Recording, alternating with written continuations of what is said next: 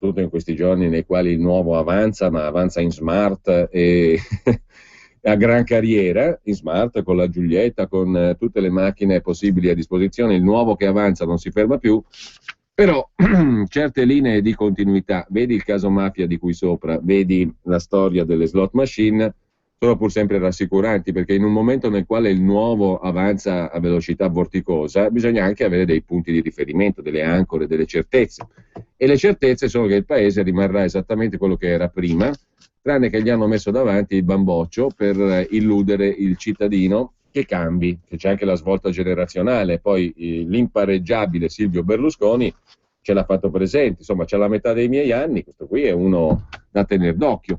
Teniamolo pure d'occhio che nel frattempo l'occhio si butta sulle cazzate e sulle cose di prima fila, e dietro la prima fila, dietro le quinte, la società reale, come si dice, e quelli che contano continuano a fare gli affari loro. Dunque, piccola riesumazione storica della vicenda da parte del quotidiano La Notizia. Oggi, il quotidiano, l'articolo è di oggi, non è quello di 10 anni fa, anzi, per la verità sarebbe di 7 anni fa, perché uscirono le storie nel 2007, grazie all'attività di Marco Menduli e del secolo XIX di Genova e di pochissimi altri. Comunque siamo all'oggi, piccola riassunto storico della vicenda. La nota indagine sulle slot machine, i 98 miliardi di euro, 10 concessionari a giudizio. Nel 2012 la Corte dei Conti dice non più 98 miliardi, ma 2,5, per i motivi che abbiamo detto prima, perché nel frammezzo c'è stata tutta una serie di manovre, di pressioni politiche di tutti i governi che ci sono stati in mezzo, che hanno portato alla riduzione della penale. È come dire, io sottoscrivo un contratto, però se il contratto dà da mangiare a tanti loschi individui e a politicanti e governanti di serie A, B, C, D, E, F, Z, il contratto si può rivedere anche a distanza di anni. Che poi sia stato sottoscritto in nome del popolo italiano e per conto del popolo italiano, perché alla fin fine, gratta gratta, che cos'è il monopolio di Stato se non una istituzione che deve far capo ai cittadini contribuenti, perché poi fossero soldi di nessuno, benissimo, facciamo le ruberie, cioè non si farebbero comunque, non si dovrebbero fare, però questi non sono soldi di nessuno, sono soldi della collettività e sono funzioni che la collettività ha delegato a qualcuno, quindi sono funzioni pubbliche. In ogni caso c'era da tutelare un interesse pubblico e invece no, perché siamo andati da fare tutti per l'esatto contrario. Come lo chiamate voi il fatto di non voler riscuotere 98 miliardi? Fare un danno alla collettività, un danno enorme. E anche la magistratura contabile che ricalcola tutto sulla base di un documento che non si capisce assolutamente, se non nella sua volontà smaccata, orrenda, pacchiana, schifosa, di fare una beffa a tutti i cittadini onesti e contribuenti, forzati o non forzati che siano, ma onesti in Italia, perché vuol dire stracciare il contratto di convivenza civile, una cosa così, secondo me, perché vuol dire che qualcuno può fare quello che vuole e la massa degli idioti deve occuparsi della smart, di Renzi, dei colloqui, delle consultazioni, di tutte le fregnacce del mondo, dei finti operai che si buttano giù dal finto Sanremo, tutto quello che volete, ma non andare alla sostanza. 98 miliardi se ne sono andati così, e non è l'unico caso in cui il contratto civile viene stracciato davanti agli occhi dei cittadini, però è un caso eclatante, perché 98 miliardi non è che li trovi tutti i giorni a ogni angolo di strada, e soprattutto non è che li puoi pretendere con un grado di certezza così elevato. Perché? Perché è basato su un contratto, siamo sempre lì. C'ho il contratto in mano, il contratto dice questo, tu l'hai sottoscritto, non solo tu, ma altri 9 con te, perché sono 10 le società concessionarie che hanno firmato questi contratti. Io, Stato, nel nome di tutti i cittadini che sono quelli che mi danno il lavoro a me e mi fanno esistere, pretendo che tu il contratto lo rispetti e quindi i soldi me li cacci in una forma o nell'altra. Questo era il ragionamento da fare. E invece i politicanti e i governanti hanno fatto il ragionamento del tutto opposto. E i giornalisti cadono dal pero, no? Come Mirta Merlino sulla 7, quando Salvini le fa presente questa storia qualche tempo fa. No, perché dato che Salvini ha dato una cifra, ha ragione Salvini, nel senso che il ministro Cancellieri ha parlato in un'intervista, quando era stata responsabile del Viminale, di 19 settembre 2012, di recuperare i 98 miliardi delle slot machine, che andrebbero usati, secondo quanto diceva lei, per sicurezza e ricerca. Quindi la cifra da cui si parte è 98 miliardi. Vuoi vederla? Cerco seppur da leghista, di non sparare i numeri a caso, e quindi ho detto 98. Bravo Salvini. Ho detto perché passare da 98 a 1 è una roba da ladri. Ultima cosa, magari per essere utile a qualche telespettatore che ci sta guardando, sul vostro bel servizio sulla povertà a Roma, visto che oltre a parlare bisogna fare, c'è un bando per aiutare mamme e papà separati e divorziati che è ancora aperto. Questo qui era il prosieguo del discorso, però l'interessante era il giornalista, la giornalista in questo caso, che cade dal pero. Torniamo all'articolo che oggi ci riporta su questa questione, perché la notizia è questa: nuovo Far West, i signori del gioco non si collegano con lo Stato. Notizia di oggi, 20 febbraio 2014.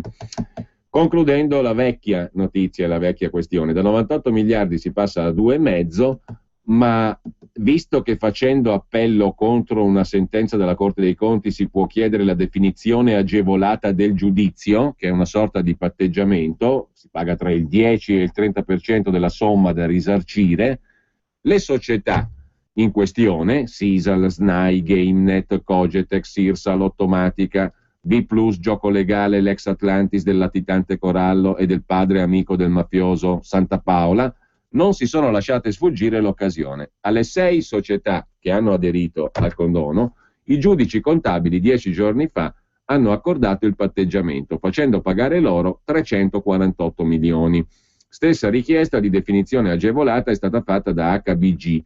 Da definire realmente restano soltanto gli appelli proposti da Atlantis B+, società che fa capo all'ex latitante Francesco Corallo, la società Videolot Rete e Gimatica. Sono le 3 società che ancora devono definire la loro posizione. Le altre se la sono cavata con le classiche noccioline, con 4 cocomeri e un peperone.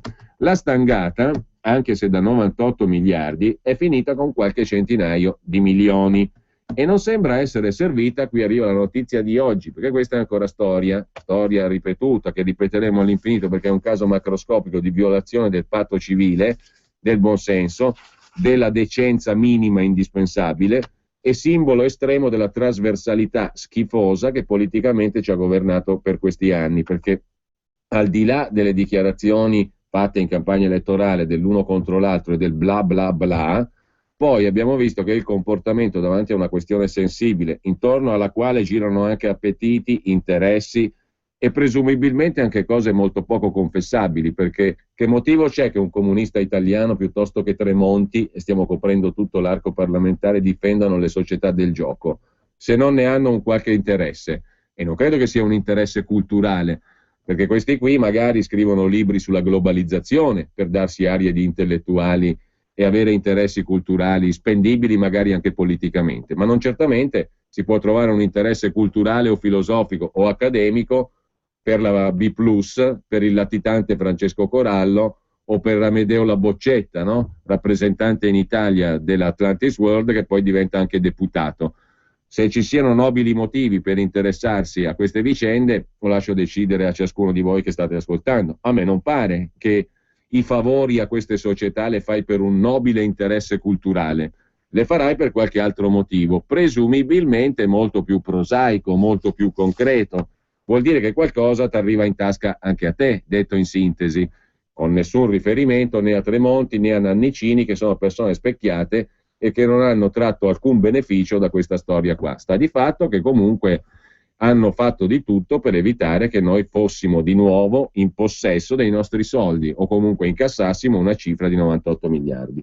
La notizia però di oggi è che dal 2004 a oggi è cambiato assolutamente zero. Ne abbiamo la dimostrazione, lo avevamo arguito pure prima, l'avevamo intuito, perché erano pur sempre uscite notizie relative al fatto che i controlli anche oggi non si riescono a fare, non si fanno, vuoi per la scarsità del personale, primo, e in secondo luogo per il fatto che sono aggirabili da un punto di vista tecnologico in maniera assolutamente semplice, anche se il finanziere arriva, e abbiamo parlato una volta col sindaco di Gromo, Bergamasca, ve lo ricordate, che aveva il problema delle slot machine in comune, che gli facevano perdere i soldi del comune, perché poi devi assistere le persone che si giocano tutto, era uno degli aspetti, diciamo, di questa storia qua. Il sindaco cosa ci ha detto? A un certo punto io da Gromo me ne vado a Bergamo, alla sede centrale della Guardia di Finanza, per chiedere quanti finanzieri e quanti controllori ci sono di queste sale di slot machine. Risposta: 1 per la provincia di Bergamo, fate voi. Quindi i controlli già lì fisicamente diventano quasi impossibili, per non dire 0. E se poi quel finanziere singolo della provincia di Bergamo entra in una sala di slot machine, deve essere anche un finanziere esperto in questioni telematiche, perché altrimenti gli fanno vedere lucciole per lanterne, perché c'è la schedina della macchinetta non è collegata comunque con la società che dovrebbe rilevare le giocate. Quindi si può fare di tutto.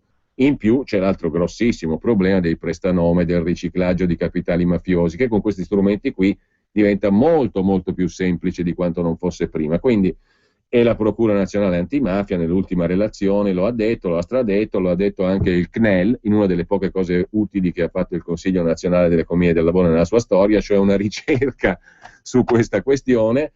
Però lo dicono, lo stradicono, lo fanno, lo depositano in Parlamento, ma siamo sempre lì. Se i signori parlamentari hanno fatto fuoco e fiamme per mettere a tacere il tutto e per non incassare il quattrino, volete che diano rilievo a una ricerca pur pregevole prodotta dal CNEL, rara avis peraltro, cosa eccezionale nella storia del CNEL che produca un documento utile. E infatti quando un documento è utile, che si fa? Lo si ignora completamente, anche motivati anche in maniera molto pragmatica, perché alla fine si ignora anche perché si hanno interessi corposi nel settore. Morale della favola: è cambiato assolutamente nulla, perché la notizia di oggi è esattamente questa. La stangata da 98 miliardi finita a tarallucci e vino con qualche centinaiuccio di milioni che manco pagheranno, detto per inciso, non sembra essere servita a far cambiare le regole sul fronte del gioco, scrive oggi testualmente Clemente Pistilli sul quotidiano La Notizia. Perché? Perché il collegamento tra le slot e l'erario non è diretto e lo Stato deve continuare a fidarsi degli incarichi dichiarati dalle concessionarie. È proprio il classico caso, cioè io prendo 10 volpi e le metto a guardia di un pollaio e dico alle volpi: mi raccomando però, mi fido di voi, mi fido di voi. Prendo 10 assassini, 10 pedofili e li metto a guardia di un asilo e gli dico: però mi fido di voi, mi fido di voi. Un particolare che è emerso ieri mattina in occasione dell'inaugurazione dell'anno giudiziario della Corte dei Conti del Lazio.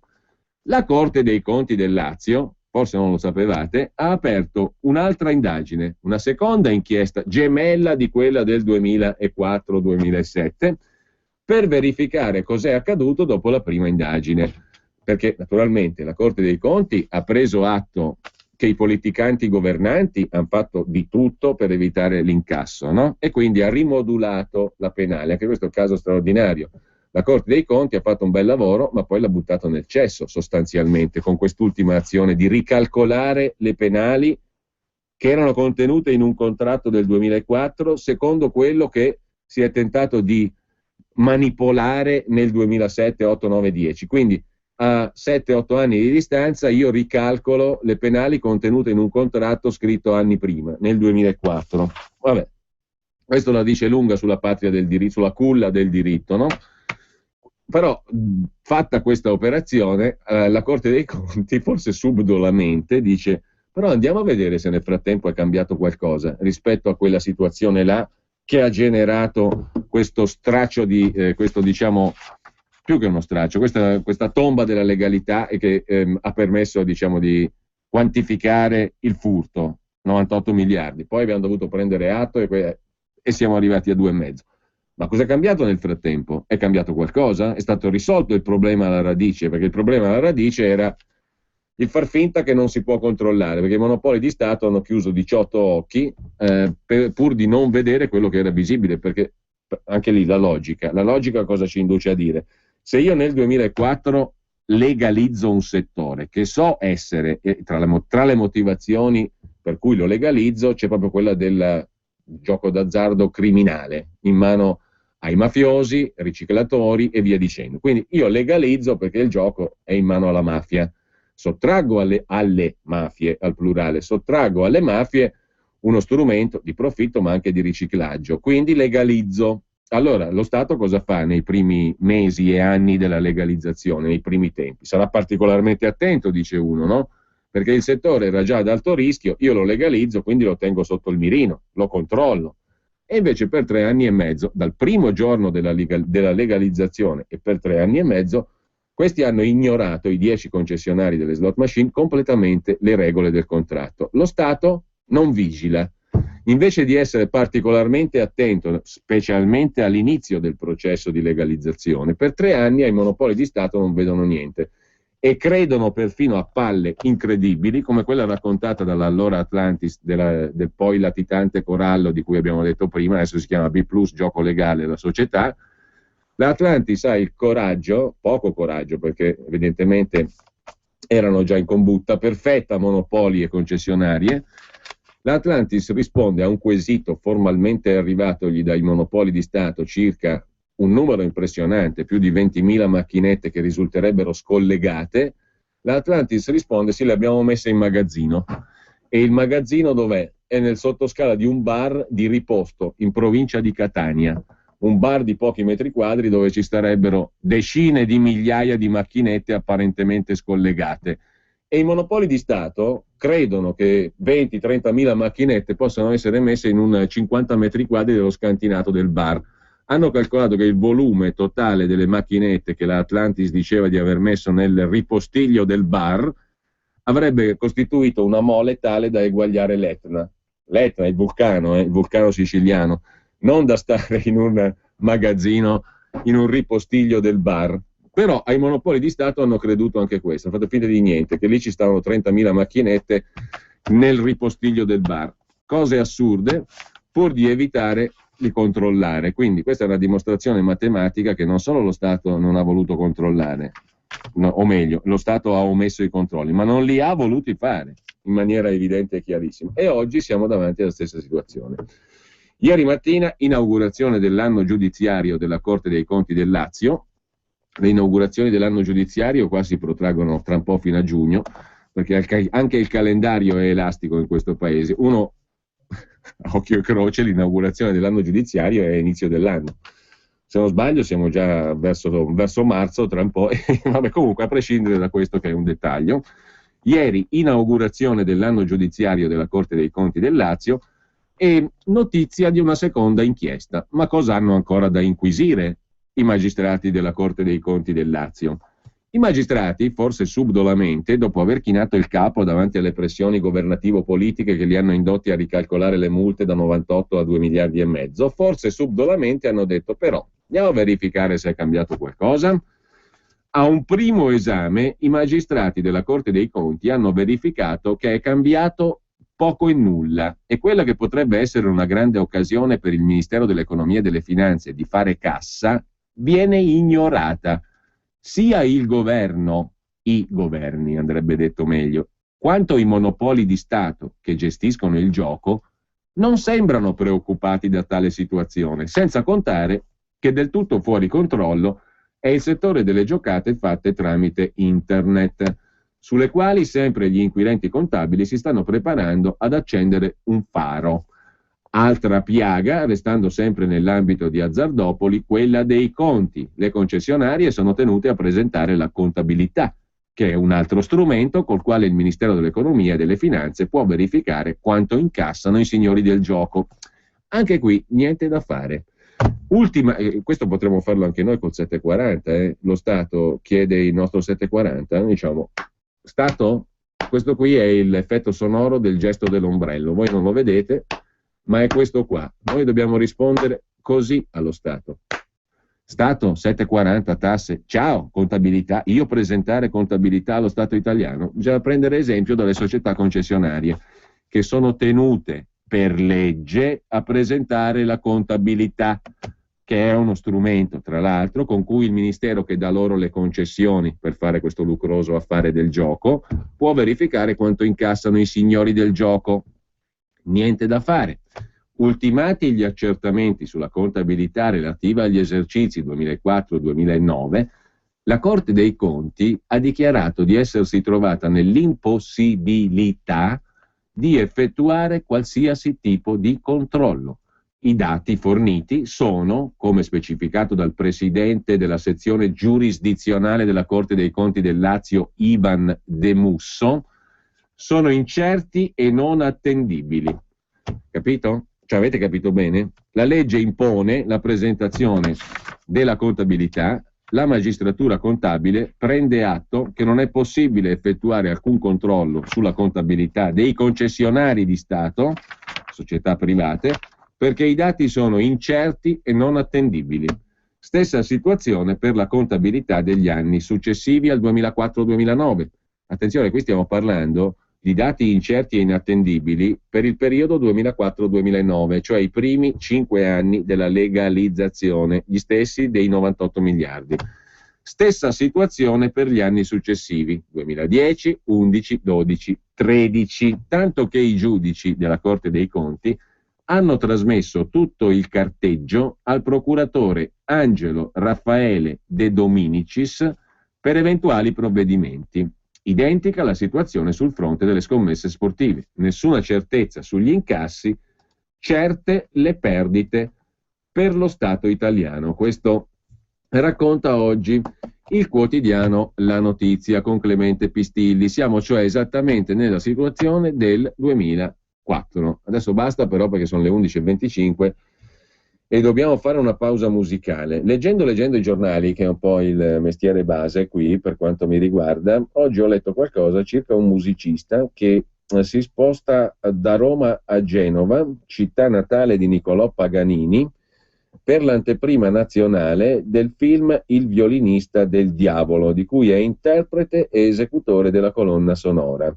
Il red carpet, scrive oggi il quotidiano genovese Il Secolo XIX, prima della proiezione si svolge alle 18:30 al Teatro Carlo Felice, nel cui foyer il violinista in questione, David Garrett, incontrerà il pubblico e le autorità. La proiezione del film alle 20:30 presso il Cinema Sivori. Non conosco David Garrett, è pompato dai giornali a quanto mi pare, per cui vediamo di ascoltarcelo un po' per averne un'idea, questo violinista David Garrett.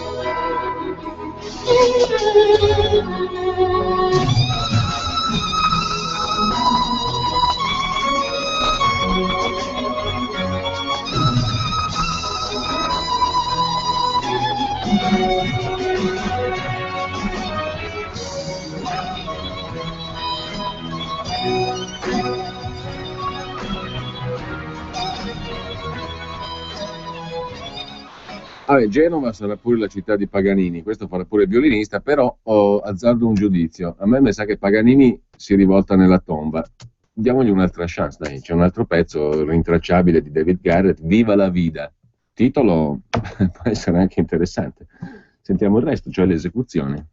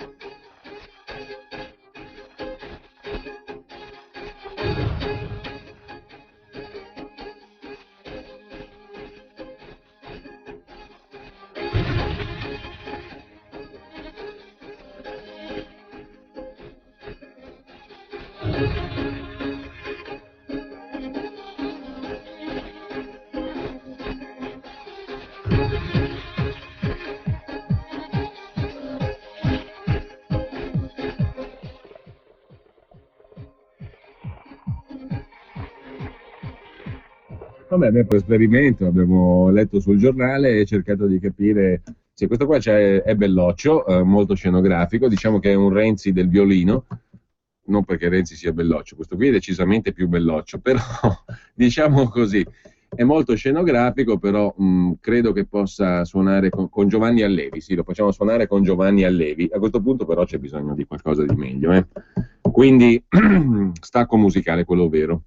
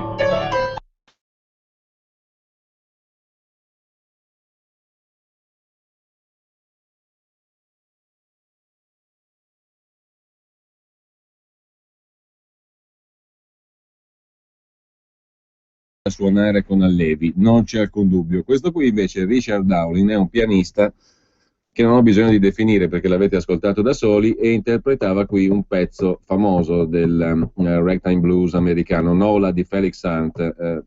Dire che è una goduria credo che sia dire molto poco.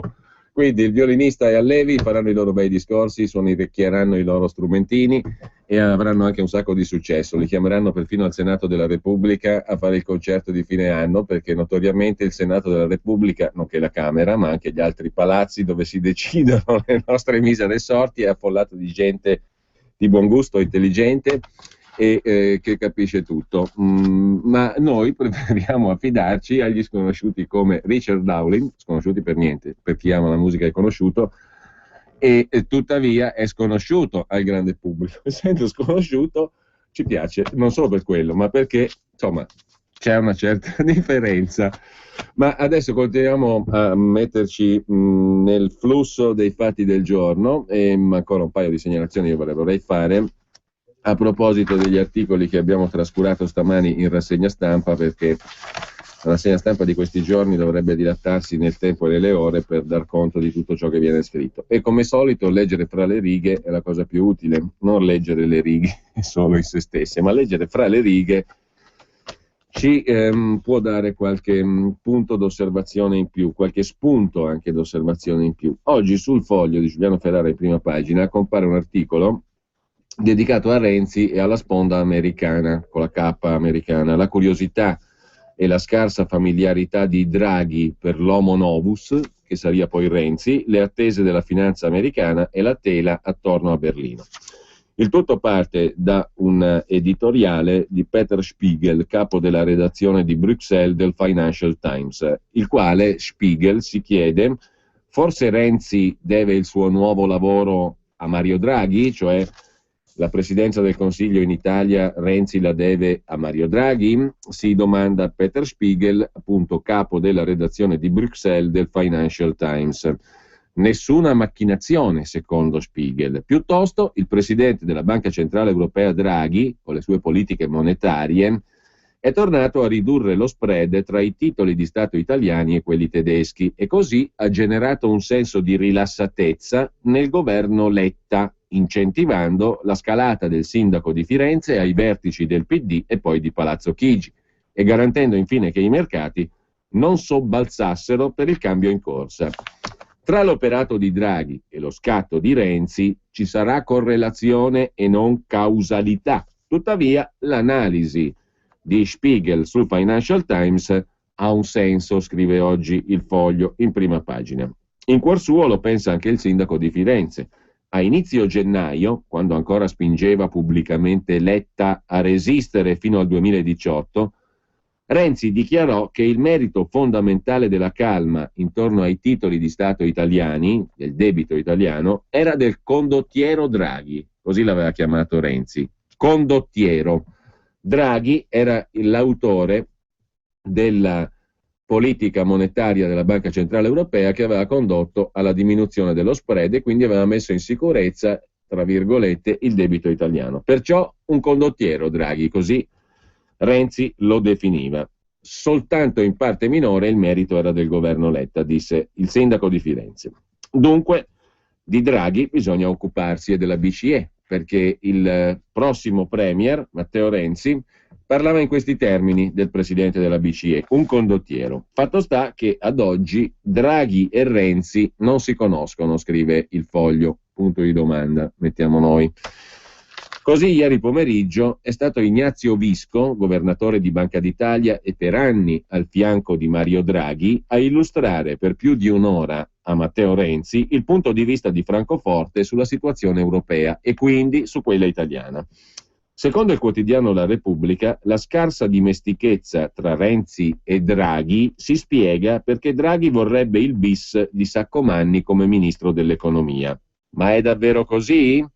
Non pare. Renzi è un uomo nuovo della politica italiana. Pur in mancanza di legami diretti, Draghi lo osserva con curiosità, dice al Foglio, e il Foglio oggi lo scrive in prima pagina, una fonte qualificata, anonima, che conosce il presidente della Banca Centrale Europea Draghi. Agli occhi di Draghi, Renzi è uno dei pochi che finora ha detto alcune cose e le ha fatte. L'attesa riforma della legge elettorale è stata incardinata in un mese e non è poca cosa, dice questo amico di Draghi che parla col Foglio di Giuliano Ferrara. Parentesi, Draghi è pur sempre l'uomo che negli anni 90, come direttore generale del Tesoro sotto Ciampi, gestì le famose privatizzazioni e le gestì con una maniera che definire sbrigativa è poca. E un piccolo squarcio di quella vicenda lì, e parliamo di una massa di beni da privatizzare tra banche, imprese e società che erano riconducibili all'epoca al Tesoro, notevole. Il caso Telecom è stato solo la punta dell'iceberg, ma si parlava di centinaia di migliaia di miliardi in lire dell'epoca. Mario Draghi a un certo punto, per indurre i vertici dell'allora Telecom Pubblica a sloggiare, perché c'era l'affare Telecom Serbia e poi la privatizzazione da fare, due capitoli che sono rimasti oscuri comunque a distanza di tanti anni, Mario Draghi, ricorderete, l'abbiamo citato perché è agli atti di una commissione parlamentare di inchiesta, aveva raccontato quello che è stato definito uno dei più importanti boiardi di Stato italiani, Biagio Agnes, ha raccontato questo episodio per cui lui viene chiamato al Ministero del Tesoro, quando Ciampi era ministro, in presenza di Ciampi e Draghi, che si rivolgono a lui in maniera molto spiccia, tant'è vero che Draghi, dopo la chiacchierata con Ciampi, ministro del Tesoro, lo accompagna a prendere l'ascensore, e la chiacchierata era finalizzata a far dimettere dalla sua carica Biagio Agnes insieme a Ernesto Pascale, che era l'altro numero uno di Telecom pubblica all'epoca. Dimettetevi perché dobbiamo privatizzare, arrivano i prodiani e via dicendo. Il colloquio tra Mario Draghi e Biagio Agnes, che è pur sempre a capo di una grossa azienda di Stato, la Telecom all'epoca, è quanto mai illuminante, è il caso di dirlo, è il caso di usarlo questo aggettivo, illuminante. È quanto mai illuminante perché Draghi si rivolge a Agnes con un ricordati che tieni famiglia, e questo lo racconta Agnes a deputati e senatori della commissione di inchiesta su Telecom Serbia. È ai verbali, forse si può ancora trovare negli archivi della Camera dei Deputati, quello che ha raccontato Biagio Agnes, che Draghi si rivolge così: ricordati che tieni famiglia. E ora Draghi è diventato il numero uno della Banca Centrale Europea e da lui dipenderebbero i nostri destini, compreso quelli del Premier Renzi, incaricato. Incaricato è la parola giusta, è la parola molto giusta, incaricato di eseguire, come dice invece il numero uno della General Electric in Europa, intervistato da Nicola Porro su Virus Rai 2 l'altra settimana. Eseguire, questo devono fare i politici che vanno a Palazzo Chigi, eseguire. Incaricato è giusto, Premier incaricato, la nostra Costituzione dà a questo aggettivo, diciamo, un altro sapore, però mutato il significato della parola, lo possiamo benissimo prendere per buono anche oggi. È incaricato di eseguire, giusto come dice il manager della General Electric, l'alto capo della General Electric Europa. E ricordati che tieni famiglia. Draghi è anche l'uomo che, dopo essere stato direttore generale del Tesoro e quindi aver privatizzato il bene pubblico, va a ricoprire l'incarico di numero uno in Europa per la Goldman Sachs, una delle banche che più hanno profittato delle privatizzazioni, perché tra l'altro sono diventate proprietarie dei palazzi San Donato Milanese e Enisnam. I proprietari dei palazzi sono i banchieri della Goldman Sachs, è la Goldman Sachs. Quindi Draghi, direttore generale del Tesoro, vende alla banca dove poi diventa il numero uno in Europa. Lui assume la responsabilità di guidare la Goldman Sachs Europa, detto per inciso, e nella Goldman Sachs c'erano anche Gianni Letta, tanti altri, insomma, Prodi e via dicendo. Tanto per essere chiari, quindi conflitto di interessi Berlusconi, per carità, evidente sotto la luce del sole in pieno mezzogiorno a luglio, il conflitto di interessi di Berlusconi. Quegli altri invece, che sono molto più grossi, sono dietro le quinte, nell'ombra. Vedi i casi appunto che abbiamo citato. Allora, Mario Draghi è molto incuriosito da Matteo Renzi, lo tiene d'occhio, gli piace anche a lui. Ai suoi occhi è uno dei pochi che finora ha detto alcune cose e le ha fatte. Questo dice oggi al Foglio di Giuliano Ferrara, che tra l'altro è un quotidiano che sostiene Renzi. Questo dice al Foglio di Giuliano Ferrara un personaggio tenuto anonimo vicino a Draghi. Ora spieghiamo un attimo, io vorrei anche capire come cittadino cos'è che ha detto e cos'è che ha fatto Renzi, cioè secondo Draghi Renzi è uno dei pochi che finora ha detto alcune cose e le ha fatte. Secondo altri Renzi è l'opposto, perché ha detto mai al governo senza il voto del popolo e poi ci è arrivato con manovra di palazzo. Quindi, ed è una cosa abbastanza importante, no? Piuttosto eclatante o no? O no? Quanto al suo mandato di sindaco, qualcuno ha verificato come è andata a Firenze, a parte che non ce ne frega molto a dire il vero, in assoluto. Però sì, è stato rieletto, capito? Però quello che aveva promesso di fare l'ha fatto, come dice Draghi. Draghi dice che Renzi è uno dei pochi che finora ha detto alcune cose e le ha fatte. L'attesa riforma della legge elettorale è stata incardinata in un mese e non è poca cosa. Ora, la legge elettorale per il momento è stata messa in sordina, ma al di là di tutto, l'attesa riforma della legge elettorale e i colloqui con Berlusconi sono un motivo sufficiente per dire ha detto una cosa e l'ha fatta? Beh, allora a quel punto diciamo tanti hanno detto una cosa e l'hanno fatta, cioè hanno iniziato i colloqui e fanno una cosa. Allora a questo punto anche gli annunci di una riforma al mese. Ha detto una cosa, l'ha fatta. Ha incardinato che cosa? Il Jobs Act, titoli con sotto niente. Insomma, ci viene il Foglio a raccontare che Draghi ha verificato che il signor dottor Renzi è uno che dice le cose e le fa. Il background americano di Draghi e di Renzi potrà tornare utile in futuro, scrive il Foglio. L'affiliazione di Draghi, certo, è principalmente col mondo finanziario anglosassone e con i suoi referenti nella Casa Bianca. Anche i termini sono stavolta, non so se volontariamente o involontariamente appropriati. L'affiliazione di Draghi, scrive il Foglio, non il Fatto, chiedo scusa, l'affiliazione di Draghi è principalmente col mondo finanziario anglosassone e con i referenti alla Casa Bianca. Ancora di recente, Larry Summers, ex segretario al tesoro di Bill Clinton, presidente che va ringraziato per sempre perché negli anni 90 ha messo le basi per quel casino finanziario che è scoppiato poi negli anni 2000 e a fine anni 2000, liberalizzando completamente le più grosse follie banco-finanziarie.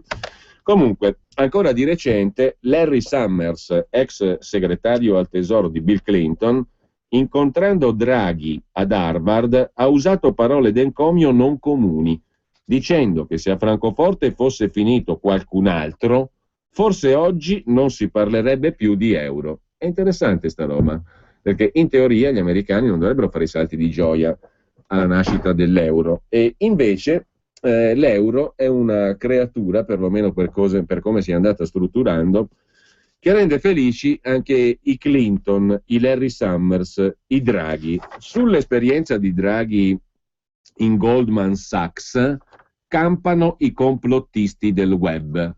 Mi ci iscrivo subito anch'io, non ho problemi. Sono un complottista, perché è un fatto. E i palazzi dell'Eni, chi è che li ha in mano? Goldman Sachs. Presieduta da chi? Dopo che furono perfezionati gli acquisti, da Mario Draghi, il quale un minuto prima nella parte del venditore era quello che aveva venduto i palazzi alla banca nella quale lui è andato poi a fare il numero 1 in Europa. Qui non è complottismo, sono fatti. Più realisticamente, un finanziere come George Soros legge in tutto questo la genesi del pragmatismo del banchiere che sa come trattare con gli investitori internazionali. La rete anglosassone di Matteo Renzi per ora è meno robusta di quella di Mario Draghi, c'è anche una differenza di età banalmente, così come i suoi addentellati in Europa. Tuttavia la rete americana di Renzi c'è. Nel 2007 il viaggio di studio in America di Renzi è stato sponsorizzato dal Dipartimento di Stato degli Stati Uniti e potrebbe tornarci da Premier nella sua prima visita straniera. Prendiamoci un attimo, perché volontariamente o no, non mi importa, il Foglio qui tocca un punto. Allora, nel 2007, stiamo parlando di 7 anni fa, a 32 anni aveva all'epoca Renzi, se non sbaglio i conti, nel 2007 Matteo Renzi, che non so se all'epoca fosse presidente della provincia o ancora niente, viene mandato negli Stati Uniti, viene preso negli Stati Uniti in un viaggio di studio sponsorizzato, pagato dal Dipartimento di Stato degli Stati Uniti, dal Ministero degli Esteri americano.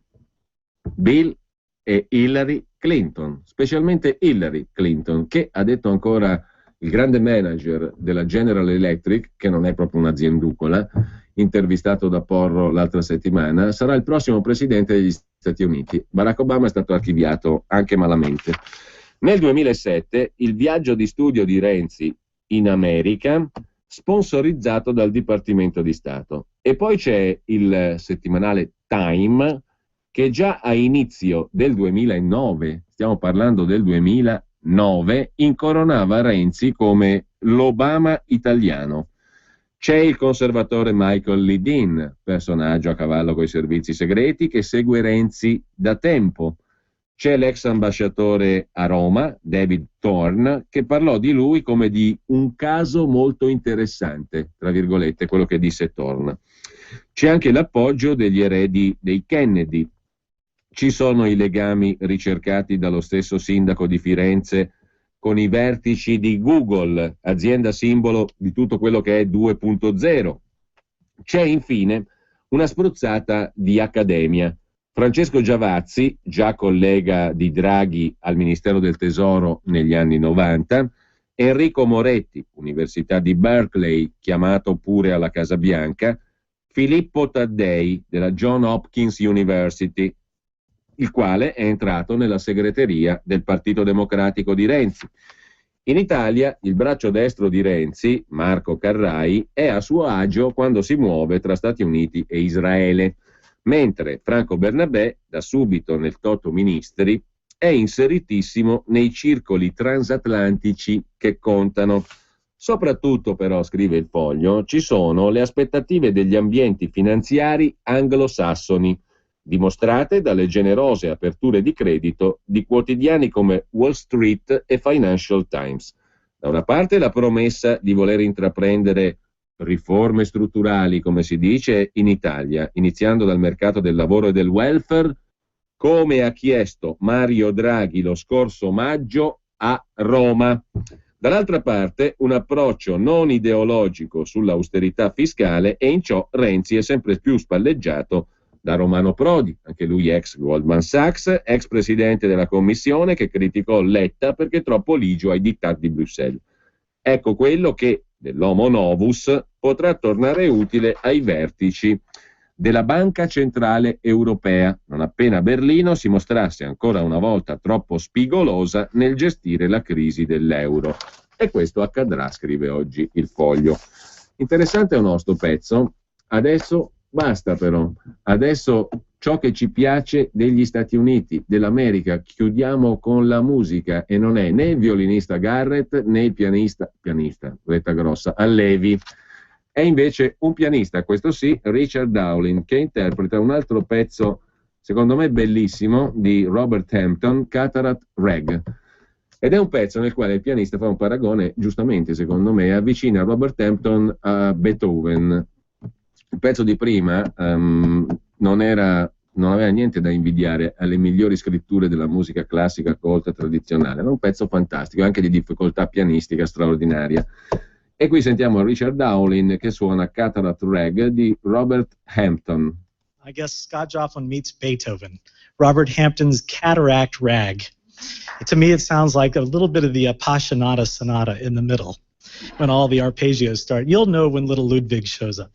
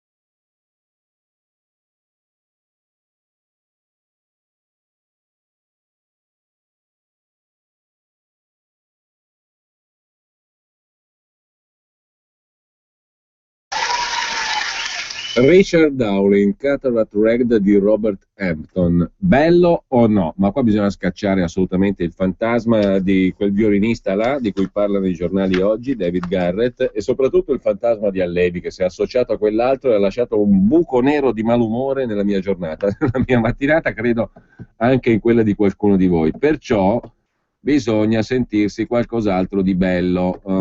A proposito di bello, chi avesse sotto mano oggi Avvenire può andare a pagina 20, dove c'è un'intervista a Chino, il papà di Mafalda, che oggi, o meglio quest'anno, compie 50 anni. Chino è il disegnatore e l'inventore nel 64 delle strisce di fumetti sulla bimba ribelle Mafalda.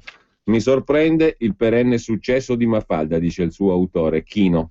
Vuol dire che il mondo, con le sue ingiustizie, non è affatto mutato. 50 anni e non li dimostra. L'Argentina la conosceva da 4 anni grazie a El Mundo di Buenos Aires, quando nel 68 la bimba ribelle sbarcò anche in Italia. Un'eroina iraconda, la definì Umberto Eco nella prefazione di un'antologia, Mafalda, la contestataria. Fu un successo, scrive Avvenire, e la penisola ora si unisce alle celebrazioni per i primi 50 anni della Capellona argentina, Mafalda.